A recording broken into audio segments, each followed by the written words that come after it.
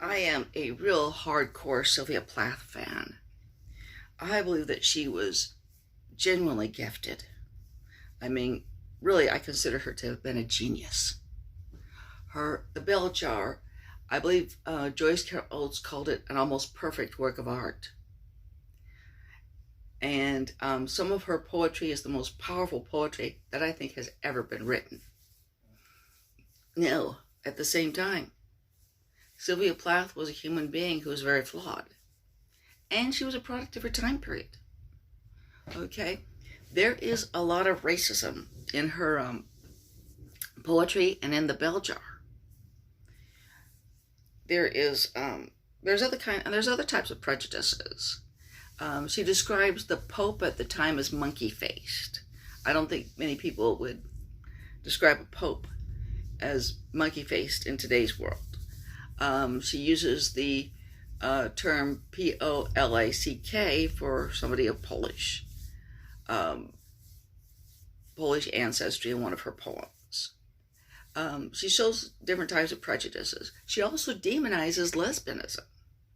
That's one of the oddities of the Bell Jar, is it's been taken as a feminist work, but lesbianism is depicted as weird, sick, bizarre, and, something that's destined to lead you to a very bad end.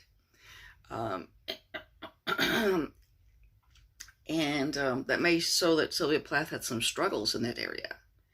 If somebody is condemning homosexuality, or especially if a woman is condemning lesbianism, well, either way, anybody who's condemning homosexuality very strongly, very often, not always, but very often, that person has some struggles going on.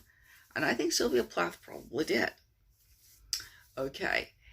And in addition, another thing about the Bell Jar is she does struggle a great deal with the strictures on women at the time period in the 1950s. Okay. But even as she struggles with that, she is not attracted to those who might be called proto-feminist. She feels a very strong pull in the direction of domesticity. She, for example, at one point, she imagines that it would be nice to be basically the stereotypical dowdy housewife, to be sitting around in what some other character called wash dresses, and have a pack of kids around you, was something that she, kind of fantasized about. When she tells another female character, that she might well get married and have a pack of kids someday, the woman says in horror, "But what about your career?" And then she asks, "Why do I attract these weird old women?" So the Bell Jar is an important work, and it definitely speaks most powerfully to women. But to,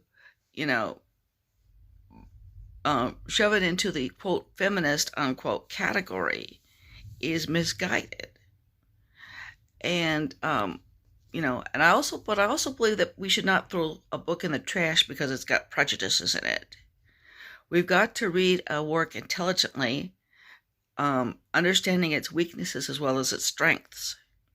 And we can't discard everything from past errors because it doesn't meet modern standards of morality.